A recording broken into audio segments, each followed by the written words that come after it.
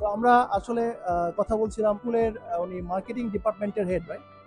যার আসলে দরকার গ্রাফিক্স প্রিন্টার, যিনি যেহেতু উনি মার্কেটিং এর দরকার সবকিছু ফোকাস করানো। তো ওনার দরকার কালারফুল থিংস।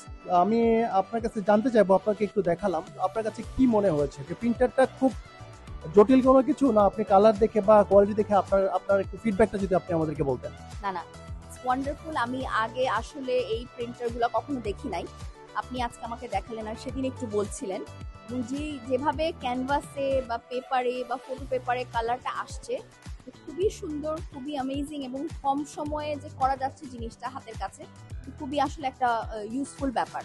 এবং স্কুলে তো আসলে এই জিনিসগুলো অনেক লাগে, কারণ বাচ্চাদেরকে অনেক প্রজেক্ট ওয়ার্ক করানো হয়। আমাদের অনেকগুলো এক্সট্রা কারিকুলার ক্লাব আছে, যেখানে বাচ্চারা বিভিন্ন জিনিস, প্রেজেন্টেশন বলেন বা বিভিন্ন টপিকের উপর কিছু প্রিপেয়ার করা বলেন, অনেক কিছু করে ওরা। সো ওরা প্রচুর প্রিন্ট করে, যেটা আমরা দেখছি, এটা আমরা বিভিন্ন ক্লাব অ্যাক্টিভিটিগুলোকে যখন আমরা হাইলাইট করি। তো এটা আসলে খুবই হ্যান্ডি একটা জিনিস।